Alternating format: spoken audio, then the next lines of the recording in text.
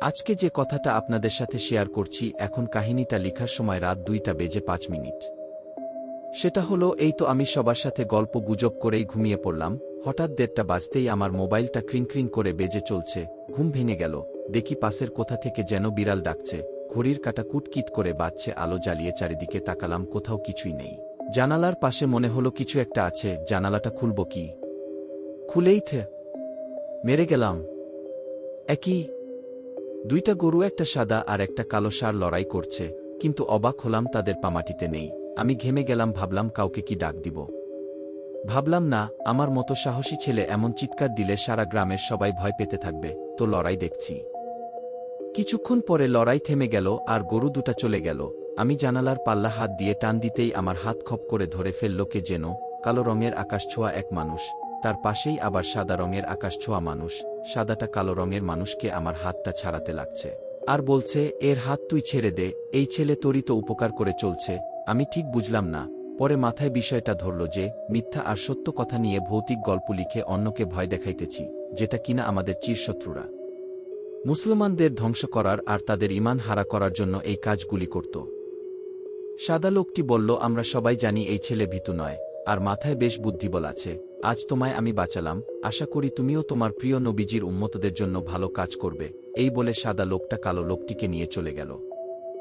এদিকে খেয়াল করলাম লারার শব্দ খের পাশের চুলা থেকে আসছে। জানালা বন্ধ করে ফ্যান বন্ধ করে শব্দ শুনলাম। দেখি পাশের বাড়ির ভাবি ধান সিদ্ধ করতে চুলায় আগুন দিতেছে।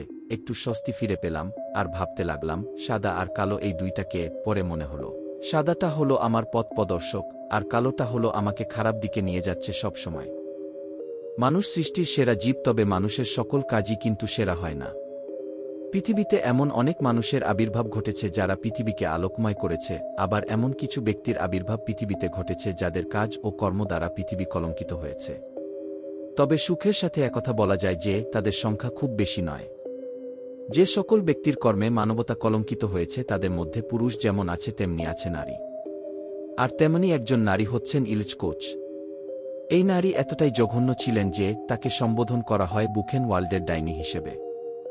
ইলিচ কোচ ছিল জঘন্যতম একজন খুনি মহিলা। সে কারাগারে বন্দীদের হত্যা করত এবং তাদের শরীরের অঙ্গপ্রত্যঙ্গ সংরক্ষণ করত। ইলিচ কোচ 1906 সালের 22 সেপ্টেম্বর তারিখে জার্মানির ড্রেসডেনে জন্মগ্রহণ করেন। তার পিতা ছিল কারখানার একজন কর্মচারী। তিনি শৈশবে একজন সদা হাস্যোজ্জ্বল বালিকা ছিলেন।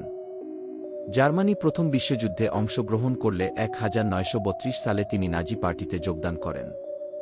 কোচের স্বামীর নাম ছিল কার্ল ওট্টো, যিনি পেশায় ছিলেন একজন কারারক্ষী। কোচ নিজেও ছিলেন ক্যাম্পের একজন সুপারভাইজার। 1936 সালে বার্লিনে তিনি এক ক্যাম্পের সুপারভাইজার ও নিরাপত্তারক্ষী হিসেবে যোগদান করেন। 1937 সালে তিনি কার্ল ওট্টোকে বিবাহ করেন। 1940 সালে কোচ একটি ইনডোর ক্রীড়া কেন্দ্র প্রতিষ্ঠা করেন। এই সময় পর্যন্তই কোচের ভাল সময় এবং এর পরের গল্পগুলো শুধুই অন্ধকার জগতের। কোচ যখন ক্যাম্পের সুপারভাইজার ছিল তখন সে এক হৃদয় বিদারক ও নির্মম খেলায় মেতে ওঠে।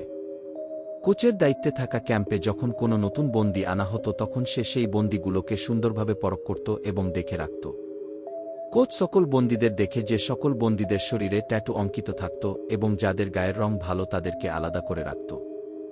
এরপর এক সময় কোচ মেতে উঠত পৈশাচিক নেশায়। তার দেখা যে সকল বন্দীদের শরীরে ট্যাটু ছিল তাদেরকে সে নির্মমভাবে হত্যা করত এবং তাদের চামড়াসমূহ তাদের গা থেকে ছাড়িয়ে নিত, তারপর এই বর্ণিল চামড়াগুলো তার কাছে সংরক্ষণ করত। এছাড়াও সে যে সকল বন্দীদের চামড়া সুন্দর তাদের সে হত্যা করত এবং তাদের শরীরের অঙ্গপ্রত্যঙ্গগুলো সে সংরক্ষণ করত। তবে তার সবচেয়ে প্রিয় শখ ছিল সুন্দর চামড়াওয়ালা বন্দীদের হত্যা করে তাদের শরীরের চামড়া দিয়ে কুশন কভার, সাইড ল্যাম্প, বালিশের কভার সহ অনন্য জিনিস তৈরি করা। সে এই সকল বন্দীদের শরীরের চামড়া দিয়ে বালিশের কভার, বিছানা চাদর, টেবিলের কাপড়, কুশন কভার ইত্যাদি তৈরি করেছিল।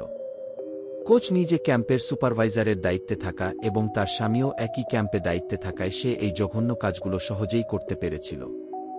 দীর্ঘদিন এভাবে নির্মমতার পর কুখ্যাত এই মহিলাকে গ্রেফতার করা হয় 1943 সালের 24 অগাস্ট। কিন্তু তার এই নির্মম হত্যাযজ্ঞের কোনো প্রমাণ তখন পাওয়া যায়নি। ফলে সঠিক প্রমাণের অভাবে জেল থেকে ছাড়া পায় কোচ, কিন্তু তার স্বামী দোষী বিবেচিত হন এবং তাকে কারাদণ্ড দেয়া হয়। জেল থেকে বেরিয়ে কোচ চলে যায় লুদুইগবার্গ শহরে। সেখানে বসবাস করার সময় আমেরিকার সৈন্যরা তাকে আবার গ্রেফতার করে 1945 সালের 30 জুন। পুনরায় গ্রেফতার হবার পর আবার বিচারের মুখোমুখি করা হয় কোচকে। দ্বিতীয়বার বিচারের সময় প্রকাশিত হতে থাকে তার নানান কুকীর্তির কথা। তিনি স্বীকার করেন তার নানান লোমহর্ষক কাহিনীর কথা। পুলিশ অভিযান চালিয়ে উদ্ধার করে মানুষের চামড়া দিয়ে তৈরি তার বিভিন্ন প্রকারের জিনিসসমূহ। বিচারে কোচ দোষী বিবেচিত হওয়ায় 1947 সালের 30 জুন আদালত তাকে যাবজ্জীবন কারাদণ্ড প্রদান করে। কিন্তু নিজের প্রতি অভিমান ও জীবনের প্রতি বিতৃষ্ণা হয়ে জেলে থাকা অবস্থায় 1967 সালের 1 সেপ্টেম্বর গলায় দড়ি দিয়ে আত্মহত্যা করেন রোজ। আর এভাবেই দুনিয়া থেকে বিদায় নেয় নরপিশাচ বুখেনওয়াল্ডের ডাইনি। আমি আবির। এখন যে এক্সপেরিয়েন্স শেয়ার করব তা আমার সাথে এবং আমাদের বাসার প্রতিটি ফ্যামিলি মেম্বারদের সাথে ঘটা। আমি তখন ক্লাস 8-এ পড়ি। সাল 2008। আমাদের এক মহিলা ভাড়াটিয়া মারা যায়। সবকিছু ভালোভাবে হলো, কিন্তু দুর্ভাগ্যবশত কারণে তার জানায়া উল্টা পরানো হয়। মানে যেদিকে পা থাকবে সেদিকে বসানো হয়েছিল মাথা। পরে ব্যাপারটা বুঝতে পারলে ভুলভাবেই কবর দেয়া হয়। কবরটি দেয়া হয় তার শ্বশুর বাড়ি খুলনার খালিশপুর নামক জায়গার কোথাও। আর এখানেই কাহিনী শুরু। ওই দিন রাতেই তার স্বামী টয়লেটে যায় এবং সে মুহূর্তে কারেন্ট চলে যায়। 10-15 সেকেন্ডের ভেতর তার বউয়ের গলায় কেউ একজন বলে, মোমটা নাও। সে ভয়ে সেন্সলেস হয়ে যায়। এইভাবে চলে কিছুদিন, কিন্তু এতে ভয় আরও বেড়ে যায়। হুজুর বলে, আপনারা লাশটা তুলে গোসল করিয়ে আবার জানায়া পড়ান। তখন কেবল 8 দিন সে মারা গেছে। দুপুরে লাশ উঠানোর জন্য গেলে কবরের মাটি উঠানোর পর আমি এবং সবাই যা দেখলাম তা আর কোনোদিন দেখতে চাই না। দেখলাম যে কবরে ওই মহিলা হেলান দিয়ে বসে আছে, আর কাফনের কাপড়ের অনেকখানি কাপড় তার মুখের ভেতরে। এরপর 3 হুজুর মিলে কবরে নামলেন এবং দোয়া দরুদ পরে কাপড়টা টেনে বের করতে থাকলেন। একসময় কাপড়টা বের হয়ে আসলে মহিলার লাশটি শুয়ে পড়ে। তাকে আবার গোসল করানো হয় এবং জানায়া পরানো হয়। তারপর কবর দেয়া হয়। তার কিছুদিন পর তার স্বামী আবার বিয়ে করেন। কিছুদিন পর লোকটি বাসায় রাতে একা ছিলেন। পরদিন সকালে তাকে আর পাওয়া যায়নি। পরে পাওয়া যায় বাসা থেকে 1 কিমি দূরে। তাকে জিজ্ঞাসা করলে তিনি যে রাতে তার বউয়ের মতো এক মহিলা তাকে ডেকে নিয়ে যায় এবং তাকে বিয়ে করার কথা বলে। লোকটা আবার বিয়ে করেছে, সেই কারণে থাপ্পড় দেয়। সেই থাপ্পড়ের দাগটা স্পষ্ট দেখেছি আমরা। তার 2 দিন পর লোকটি মারা যায়, কিন্তু এখনও তাকে আমাদের বাসার আশেপাশে কাঁদতে দেখা যায়। দীর্ঘ সময় নিয়ে আপনাদের জন্য কষ্ট করে পোস্টটা লিখেছি। যদি পরে ভালো লাগে তাহলে একটা লাইক দিয়েন এবং কমেন্ট করে জানান যে কেমন লাগলো স্টোরিটা।